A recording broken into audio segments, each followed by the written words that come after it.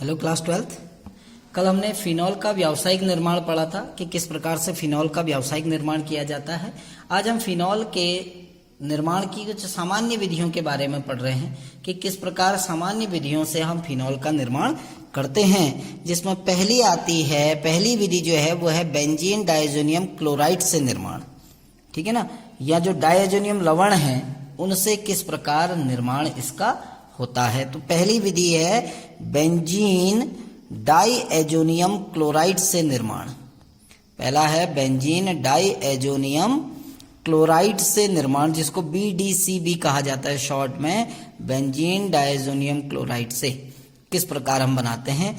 तो जब benzene diazonium chloride से हम फिनॉल का निर्माण करते हैं तो करते क्या है, क्योंकि जो बेंजीन डाइएजोनियम क्लोराइड होता है वो बहुत ही एक अस्थायी यौगिक है जिसको बर्फ जैसी स्थितियों में रखा जाता है, यानी इतना लो टेम्परेचर पर उसको स्टोर किया जाता है। यदि टेम्परेचर बढ़ जाए तो जो डाइज़ोनियम सॉल्ट है वो अस्थायी हो जाता है, यानी वो अनस्टेबल होता है, तो वो उस कंडीशन में रह नहीं पाता। इसीलिए जब हम डाइज़ोनियम क्लोराइड को थोड़ा सा गर्म करते हैं, डाइज़ोनियम क्लोराइड का हम जलीय विलयन बनाएं और उसको हल्का सा गर्म करें तो हमें फिनॉल प्राप्त होता है, क्योंकि एक अस्थायी यौगिक है।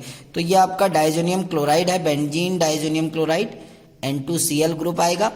इसका अगर हम जलीय विलयन तैयार करें H2O और इसको हल्का सा भी अगर हम गर्म करते हैं तो ये विघटित होकर फिनॉल का निर्माण करता है। तो ये फिनॉल देता है और उसके साथ साथ N2 गैस और HCl आपका बाहर हो जाता है। तो फिनॉल के निर्माण की ये पहली विधि है, सामान्य विधि, जिसमें हम कहते हैं कि यदि डाइज़ोनियम लवण को हम उसके जलीय विलयन को हल्का सा भी गर्म करें तो वो फिनॉल में परिवर्तित हो जाता है। दूसरी मेथड आती है जिसमें हम बेंजीन सल्फोनिक अम्ल से किस प्रकार इसका निर्माण करते हैं। तो दूसरा निर्माण है बेंजीन सल्फोनिक अम्ल, बेंजीन सल्फोनिक अम्ल जिसमें SO3H ग्रुप होगा। बेंजीन सल्फोनिक अम्ल से किस प्रकार निर्मित किया जाता है। तो बेंजीन सल्फोनिक अम्ल जो होता है वो बेंजीन पे SO3H होता है। इसका सबसे पहले इसकी क्रिया हम किसी क्षार जैसे NaOH से क्रिया कराते हैं तो हमारा सोडियम बेंजीन सल्फोनेट बनता है। यानी यदि हम बेंजीन सल्फोनिक अम्ल, मैं पहले इसको शब्दों में लिख रहा हूं कि हमारे पास बेंजीन सल्फोनिक अम्ल है, इस बेंजीन सल्फोनिक अम्ल को हम NaOH के साथ क्रिया कराते हैं इसकी। तो जब NaOH से क्रिया कराएंगे तो हमारा यौगिक बनेगा sodium benzene sulphonate, sodium benzene sulphonate. अभी अभिक्रिया के माध्यम से आपको बताऊंगा। तो पहले बनता है सोडियम बेंजीन सल्फोनेट। जब हम सोडियम बेंजीन सल्फोनेट को दोबारा से NaOH के साथ संकलित करते हैं, NaOH के संग जब संकलित करेंगे तो हमारा सोडियम फिनेट बनेगा। हमारा सोडियम फिनेट नामक यौगिक बनता है जो HCl द्वारा अम्लीकरण जब किया जाता है तो हमारा फिनॉल का निर्माण होता है। अब किस प्रकार से देखिए, अब बेंजीन सल्फोनिक अम्ल क्या होता है, बेंजीन पे SO3H ग्रुप, बेंजीन सल्फोनिक अम्ल होता है SO3H ग्रुप, ये कहलाता है बेंजीन सल्फोनिक अम्ल। इसकी क्रिया हम NaOH से करा रहे हैं। तो जब NaOH से इसकी क्रिया कराते हैं तो एक अणु जल का बाहर हो जाता है, H2O आपका एलिमिनेट हो गया और ये बनता है सोडियम बेंजीन सल्फोनेट, यानी SO3Na, SO3Na, इसको कहते हैं सोडियम बेंजीन सल्फोनेट। इस सोडियम बेंजीन सल्फोनेट की क्रिया हम दोबारा से NaOH के साथ कराते हैं। दोबारा से हम किसके साथ क्रिया करा रहे हैं, NaOH। तो यहाँ क्या होता है, NaHSO3 बाहर हो जाता है। देखिए आपका यौगिक बाहर होगा NaHSO3, NaHSO3 आपका बाहर हो गया, सोडियम हाइड्रोजन सल्फाइड आपका बाहर हो गया और सोडियम फिनेट बनेगा ONA, रिंग पे आपका ONA ग्रुप आ जाएगा। जब इसका एसिडिफिकेशन किया जाता है HCl के साथ तो आपको पता है NaCl बाहर हो जाएगा और आपका फिनॉल निर्मित होगा। तो ये आपकी दूसरी विधि है जिसमें हम बेंजीन सल्फोनिक अम्ल से इसका निर्माण करते हैं। तीसरी मेथड आएगी, थर्ड मेथड है सैलिसिलिक अम्ल से किस प्रकार हम इसका निर्माण करते हैं। तो थर्ड मेथड जो आपकी होगी वो होगी सैलिसिलिक अम्ल से निर्माण। ठीक है ना, तो सैलिसिलिक अम्ल से हम इसका निर्माण करेंगे, सैलिसिलिक अम्ल से। तो सैलिसिलिक अम्ल से किस प्रकार निर्माण होता है? देखिए, सैलिसिलिक अम्ल होता है जब फिनॉल में अगर एक COH ग्रुप जुड़ जाए तो ये सैलिसिलिक अम्ल होता है, ठीक है ना। अब हम सैलिसिलिक अम्ल को क्या करते हैं, ये वास्तव में वैसे फिनॉल का ही व्युत्पन्न है या अम्ल का व्युत्पन्न है। यदि अगर हम इस ग्रुप को हटा दें किसी तरीके से तो हमारा फिनॉल बन जाएगा। और इस ग्रुप को हटाने के लिए विकार्बोक्सिलीकरण अभिक्रिया लगती है। देखिए वो अभिक्रिया हम कैसे लगाएंगे। सबसे पहले इसकी क्रिया हम NaOH से कराते हैं। फर्स्ट जब हम NaOH से क्रिया कराएंगे तो यहाँ अम्ल से, क्योंकि ये अम्ल है, ये क्षार है, अम्ल ने H पॉजिटिव दिया, क्षार ने OH नेगेटिव आयन दिया, एक अणु जल का बाहर हो गया। जब एक अणु जल का बाहर होगा तो ये बन जाएगा सोडियम सैलिसिलेट। ये कहलाता है सोडियम सैलिसिलेट, ठीक है ना। सोडियम सैलिसिलेट, और ये ध्यान देना यहां पर दो इक्वेशन लगती है एक साथ साथ। होता क्या है, अगर हम ट्वाइस NaOH ले लेते हैं तो ये NaOH अम्ल से भी क्रिया करता है और इस OH से भी क्रिया करता है, तो यहां भी आपका सोडियम फिनेट आ जाएगा ONA, और दो अणु जल के बाहर हो जाएंगे आपके। आप इसको देख लेना, दो अणु आपके जल के बाहर हो जाएंगे। और जब इसका एसिडिफिकेशन करेंगे, अभी पहले एक ग्रुप हटाना है, एसिडिफिकेशन लास्ट में होगा। अब जब इस ग्रुप को हमने हटाना है, जो आपका CONA ग्रुप है, तो हम कैल्शियम ऑक्साइड की उपस्थिति में फिर से NaOH से क्रिया कराते हैं। ये विकार्बोक्सिलीकरण अभिक्रिया लग रही है यहाँ पर। ये CaO, इसको सोडा लाइम कहते हैं। सोडा लाइम होता है CaO और NaOH का मिश्रण। तो हम इस सोडियम सैलिसिलेट की अभिक्रिया सोडा लाइम के साथ करते हैं, यानी CaO की उपस्थिति में NaOH के साथ। तो यहां से एक ग्रुप बाहर हो जाता है Na2CO3।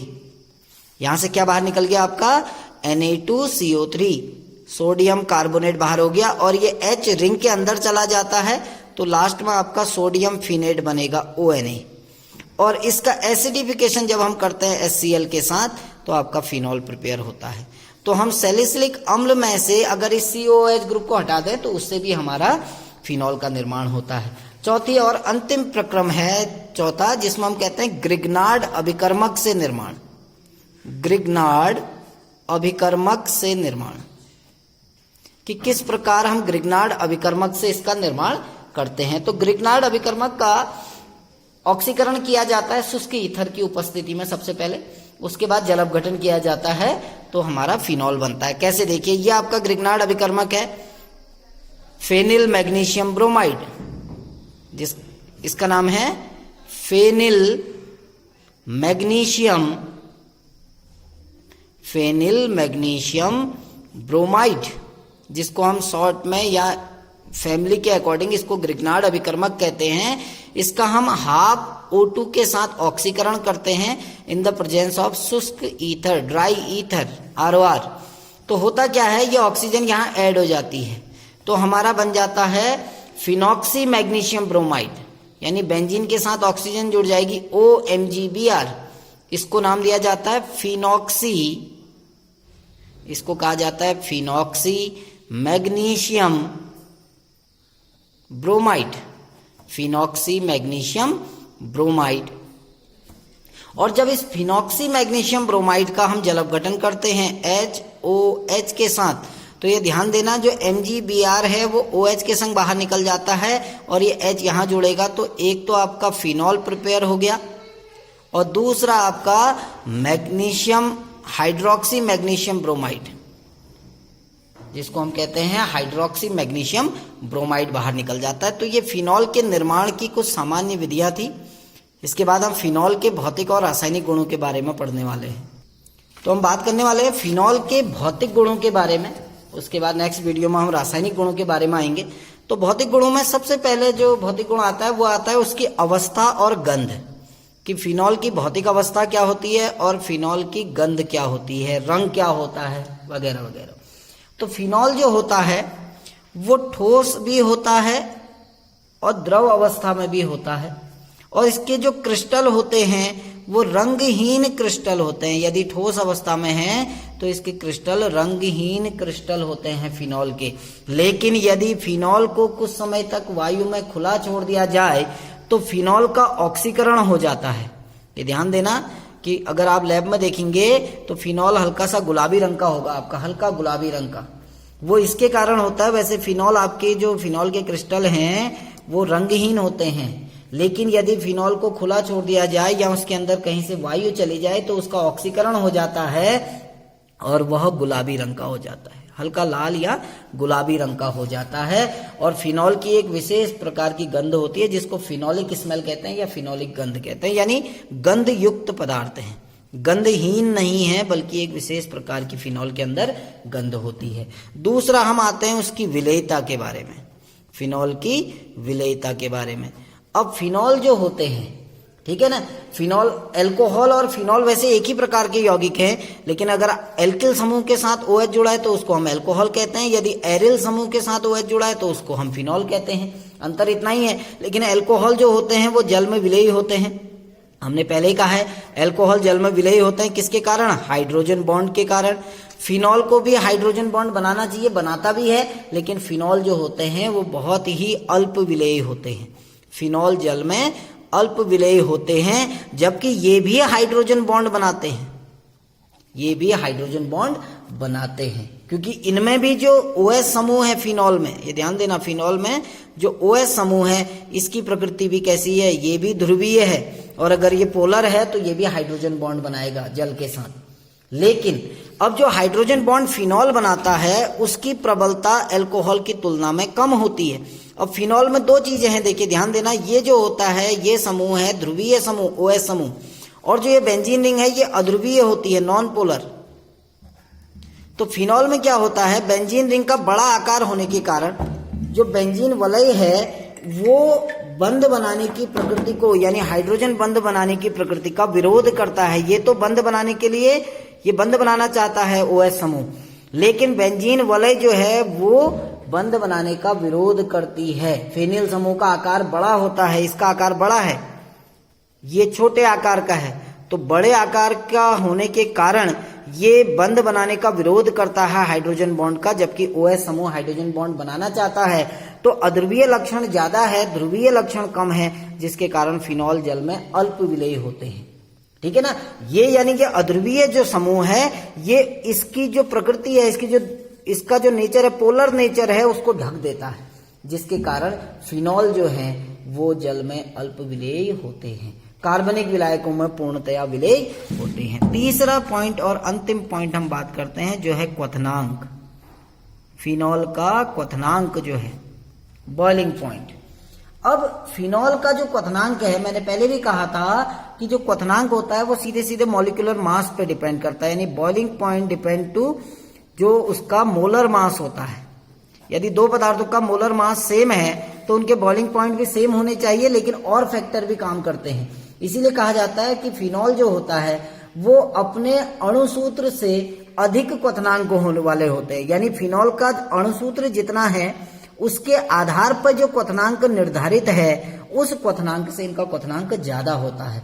क्यों होता है? क्योंकि जो OH समूह है फिनॉल के साथ, इसकी प्रकृति कैसी है, अभी बताया था, इसकी प्रकृति होती है ध्रुवीय प्रकृति होती है, और जब ध्रुवीय प्रकृति होती है तो फिनॉल के अणु हाइड्रोजन बंध द्वारा जुड़े होते हैं। किस प्रकार? देखिए, ये एक फिनॉल का अणु है,